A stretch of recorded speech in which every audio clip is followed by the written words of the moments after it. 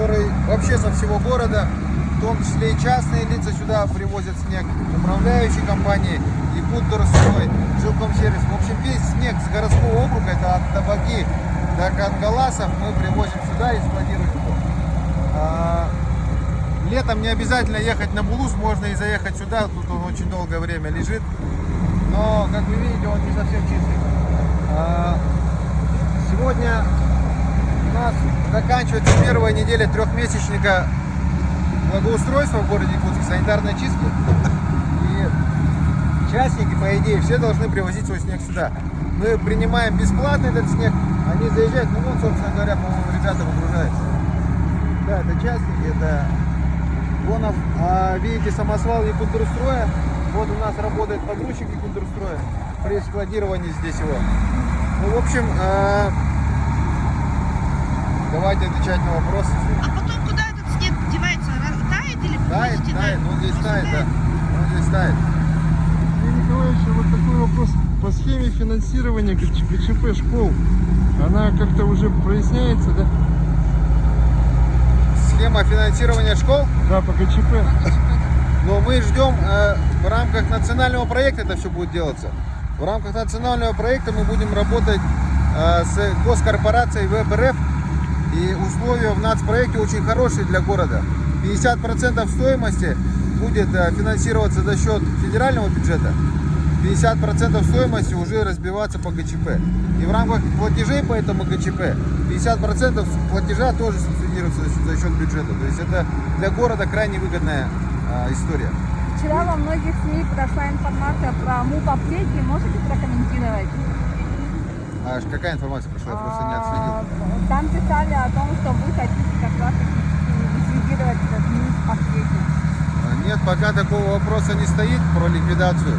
Возможно, вопрос в том, чтобы насколько целесообразно заниматься теми либо другими видами деятельности к городу. Да? То есть есть понимание того, что бизнес, когда управляется частной структурой, он становится эффективнее. Но сегодня такой задачи нет.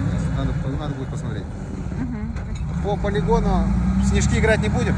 А скажите, вот этот снег в огромном объеме, он когда тает, разве вреда там для почвы, там, ну, какого, ну, заболоченности не появляется разве? Ну, для этого он не определен здесь как полигон. Для этого здесь у него установлена по его границам санитарно-защитная зона. Евгений Николаевич, ну да. вот у нас же химикаты же не используются в городе, да? У нас вывозить налево. Но у нас действительно, вот это возвращаясь к вопросу экологии и пыли в целом, мы почему поливаем, не поливаем, а противогололедный материал у нас речной песок. Около 20 тысяч кубических метров мы за зиму на дороге наши песком засыпаем. Почему нельзя использовать реагенты? Потому что по одной простой причине. Самая главная причина — это реагенты проникают в грунт, смываются когда, и они очень плохо влияют на вечную мерзлоту. Происходит оттайка. Поэтому мы в условиях нашей вечной мерзлоты, и когда у нас здания построены по второму принципу, то есть на сваях, не можем себе позволить допускать такие риски. Поэтому у нас происходит в целом отсыпка речным песком, но у речного песка с экологической точки зрения есть одна большая проблема. Вот он серый, потому что он в песке, да, но для человека песок опасен в летнее время, когда он лежит у нас при бордюрной части, мы его чистим щетками, опять же собираем, но есть мелкодисперсионная пыль, которая нам в глаза не видна. Она летает в воздухе, она может летать несколько дней. И вот для человеческого здоровья самое опасное представляет себе мелкодисперсионная пыль. И здесь необходимо посмотреть вообще в корне, да, как победить вопрос пыли в целом в городе.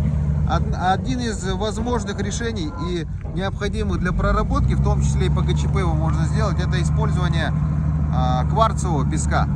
Кварцевый песок, он крупный, и у него мелкодисперсионной составляющей его нет. У нас в Якутии есть месторождение даже, и возможно можно было бы сделать следующим образом. Вот по линии ГЧП, как условный проект, я сейчас генерю, думаю, мы бы договорились, что вот город закупает у производителя такое-то количество, они его посыпают зимой и собирают потом летом сами. Вымывают его и заново используют. Вот в Германии это происходит так. В Германии крупные горные породы, они их зимой засыпают, летом собирают, вымывают и потом опять используют. И тогда нету мелкодисперсионной пыли. Плюс, если касаемо уже пошли в тему пыли, у нас по большому счету два фактора. Да? Пыль, которую производит человек, и пыль, которая естественная.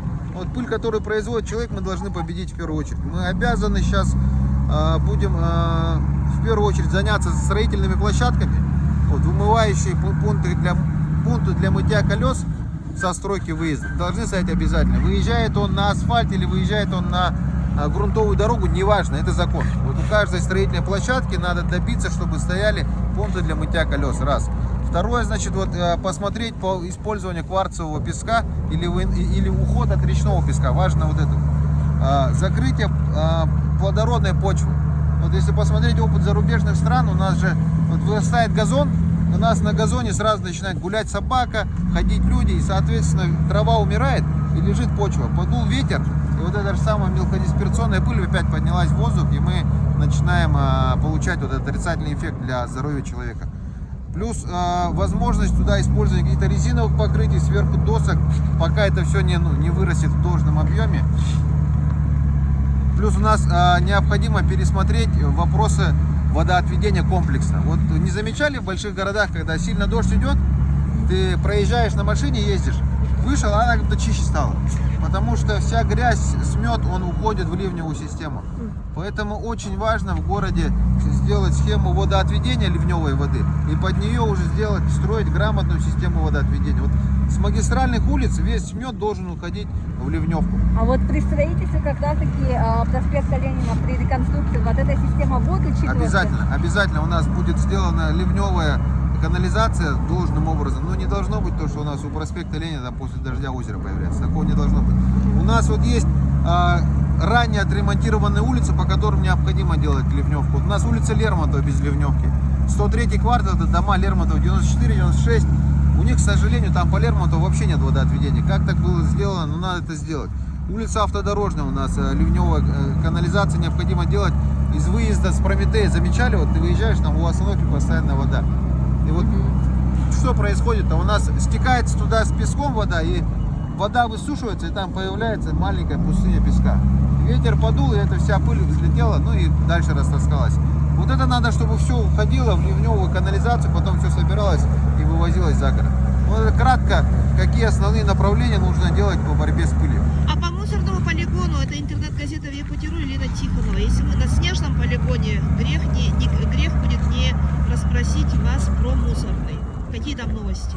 Про мусор? Да. Ну вот я повезло, полигон. да, вот в целом, если сказать, повезло мне побывать в Японии и посмотреть, как с ним разбираются там. С одной тонны получают 50 килограмм золы. Нет, про Японию мы уже 100 раз читали у вас. Вы Ага. скажите, какие новости по нашему. Но до 1 апреля работает полигон, А потом, а потом будет переезжать на 26-й километр. и там что будет? Ну и там будет новый полигон. У нас два этапа. Первый мусоросортировочный будет ближе к городу на горе, а дальше уже складирование будет на 26-м. А если простыми словами объяснить, который действующий полигон, да, ну, который поближе к городу, да, проблемный, с ним что будет? Там рекультивация? Рекультивация его будет. Его будет рекультивироваться он должен. Он больше не будет принимать мусор. Он будет рекультивирован и все. А дальше что после рекультивации? Просто Ну, асфальт останется заметает, как курган, да, и рекультивированный, все, особая территория останется. А вот по поводу детского садика «Звездочка» на 203-м, когда будет открыть?